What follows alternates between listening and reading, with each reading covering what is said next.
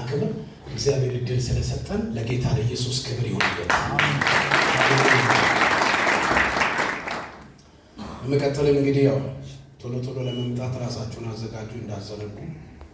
እግዚአብሔር ቢፈቅድ ነገ ውለን ተነገ ወዲያ እንደገና እዚህ እንገናኛለን። እግዚአብሔር የተባረከ ይሁን። አሜን አትሉ? አሜን። ተነገ ወዲያ ምሽት በዚሁ ያው መልእክት ማስተላለፌ ነው። ዓርብ ምሽት እዚሁ እንገናኛለን እንደ እግዚአብሔር ፈቃድ እንዳትረሱ። እሺ ጌታ ይባረክ። እና ሌክስን እንግዲህ እንኳን ጌታ ረዳችሁ ደስ ብሎናል ስትሉ በድጋሚ በሌክስ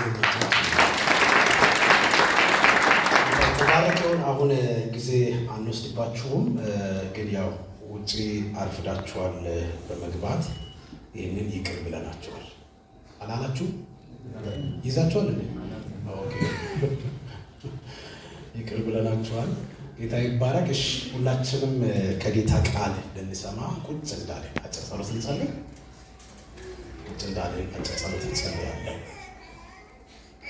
አምላካችንና መድኃኒታችን ሆይ ያንተን ብርሃን በመካከላችን ስላበረህ መገኘትህ ከኛ ጋር ስለሆነ መንፈስህን ስላልከለከልክ እግዚአብሔር ከኛ ጋር ለመሆን ወደህ በመካከላችን ስለተገኘ አብረን ስለሆንክ ባንተ ሞገስ ስለቆምን ጸጋ ስለበዛልን ሰላም አሁንም ስላለ ስምህ ለዘላለም ይክበር። አቤቱ አሁን በቃል በኩል አስተምረን። በእንቅልፍ በድካም በድንዛዜ ሊቀጣን የሚፈልግ መንፈስ ከመካከላችን ይራቅ በጌታ በኢየሱስ ስም። ክፉ ለዘላለም የራቀ ይሆን። መንፈስ ቅዱስ ሆይ በነቃ መንፈስ እንድንሰማ እንድትረዳን እኔንም ደግሞ ያንተን ሐሳብና ፈቃድ እንድናገር እንድትረዳኝ በኢየሱስ ስም ጸለይኩ። በናዝሬቱ ጌታ በኢየሱስ ድንቅ ጻድቅ ስም አሜን።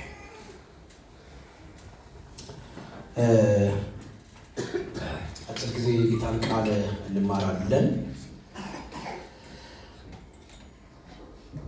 ዛሬ የምንማረው የእግዚአብሔር ቃል ላያባችሁም ወደፊት ለማድረግ ያላችሁም ለእናንተም ይረዳችኋል። ብዙ ጊዜ ቃል ኪዳን እዚህ ሲሰጥ የሚሰጠውን በቃል ኪዳን ቀን የሚሰበከውን ወይም የምንማራቸውን ትምህርቶችን በየጊዜ የምትጽፉ ቢሆን የጋብቻን ብዙ ትምህርት በቤታችሁ በመስታወሻዎቻችሁ ማስቀመጥ ትችሉ ነበር። ያው አትጽፉ፣ ዝም ብለን የምንመጣው አልፎም እንኳን መጽሐፍ ቅዱስን አንይዝም። አሁን ሁሉም ሰው ስልክ አውጥቶ ይኸው በስልክ ላይ ነው ያለው። ሁለት ሰው አንድ ሰው ነው መጽሐፍ ቅዱስ የያዘው። አንድ ሰው ነው መሰለኝ ያው ከፊት አሜን ነው እያየሁ ያለሁት። ሌላ ሰው መጽሐፍ ቅዱስ የያዘ ሰው የለም።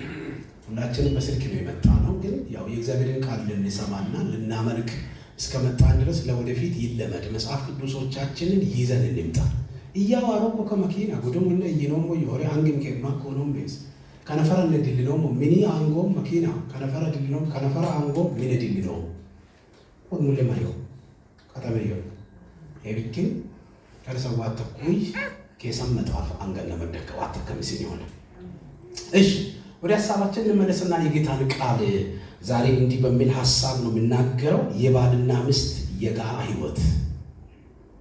የባልና ሚስት የጋራ ህይወት ደግሜ እናገራለሁ፣ በደምብ ስሙ።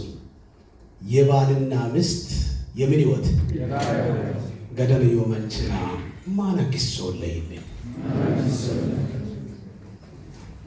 ቀጳው ጭማሪ ወይ የደንቻማ ሹሪ ማሲሳል ተከተቆላ አማንቺ ምሳሶሽ በኮይ ማሩካር ደድሪና ማዶላ ካከስካከሶ ጭሞ ይጎሎ የባልና ሚስት የጋራ ህይወት የምትጽፉ ሰዎች ካላችሁ ጻፉ፣ በስልኮቻችሁ ያዙ፣ ካልሆነም በአእምሯችሁ በደንብ ያዙ።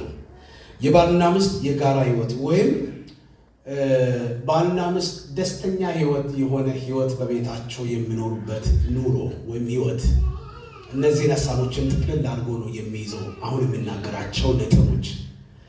እና የባልና ሚስት የጋራ ህይወት ውስጥ አንደኛው ከአንደኛው ጋር የሚኖሩበትን ኑሮ ወይም ጣፋጭ የሆነ ህይወት ወይም ክብር ሞገስ ያለበት ህይወት ደስተኛ የሆነ ህይወት እና ለመኖር የሚረዱ ነገሮች ናቸው። አሁን የምናገራቸው ነጥቦች ብቻ አይደሉም፣ ግን ሰፊ ቢሆንም ለአሁኑ የሚበቃውን ያህል ለዚህ ምሽት የሚበቃውን ያህል ነው የምናገረው። ከዛ አልፌ መናገር አልችልም።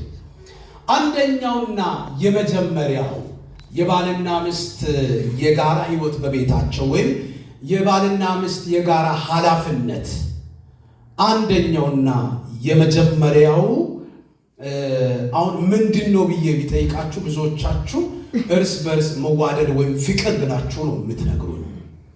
እሱን ሁሉ ጊዜም ተናግረናል። አሁን ደግሞ ሌላ ልንጨምር። የባልና ሚስት የጋራ ህይወት ወይም ኃላፊነት በቤት ውስጥ ሲሆኑ እናንተም ስሙ ተጋቢዎች፣ ሰሞኑ ከተማራችሁት መካከል ላይገኝ ይችላል አሁን የሚናገረው ነገር። የመጀመሪያው የሌላውን ደካማ ጎን ብቻ አለመመልከት ጤናማ ትዳር እንዲኖር ያደርጋል። የተሳካ ትዳር፣ ደስተኛ የሆነ ትዳር እንዲኖር፣ ኃላፊነት የሚሰማ ጋብቻ ወይም ትዳር እንዲኖር ያደርጋል። የመጀመሪያው የሌላውን ደካማ ጎን ብቻ አለመፈለግ፣ ደካማ ጎን እየፈለጉ አለመውቀስ። አንቺ ድሮም እያሉ አንተ ድሮም ግድ ነው እንጂ ያኖረኝ አንቺማ እያሉ የምናገሩት ንግግር። ደካማ ጎን ብቻ እየፈለጉ ወቀሳ፣ ደካማ ጎን እየፈለጉ ማጥላላት፣ ደካማ ጎን እየፈለጉ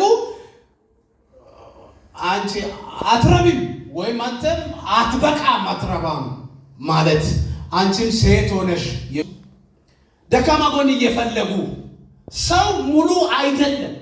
ሰው ሙሉ የነበረው መቼ ነው ካላችሁ፣ ሰው ሙሉ የነበረው ለጥቂት ጊዜ ነው ሙሉ የነበረው። ሰው ልጅ ሙሉ ሆኖ የነበረበት ጊዜ ነበር። ያም ሆኖ ሙሉ አይደለም። ገና ሙሉም ሆኖ ያንን ሐዘን ነበር፣ ትካዜ ነበር፣ ደስተኛም አይደለም፣ ግን ሙሉ ነበር። ሔዋን ከጎኑ ከአዳም ውስጥ አንዲት አጥንት ከመወሰዱ በፊት አዳም ሙሉ ነበር። ከአጥንት ከወጣ በኋላ አዳም ሙሉ አይደለም። እንኳን ያ ከመውጣቱ በፊት አዳም ደስተኛ አልነበረም። ቁጭ ብሎ እግዚአብሔር አየ። ሲመለከት ሰውየው ብሎ ዝም ብሏል፣ የለም። ከዛስ እግዚአብሔር መጥቶ ሳየው ሰውየው ምንም ወሲቲት ሆቤ ቆንዶዲቶ ሆቤ አንጋሺ ሶቤ ኩርባት ሆቤ አተወራሶ ሆቤ ቂዱ ቆንዲዮቤ ቢልደው ሆቤ በይደባሶቤ አልዳሆቤ ኢንስፈየት ሶ ሆቤ ሚንፊዮ ሆቤ ወንበራት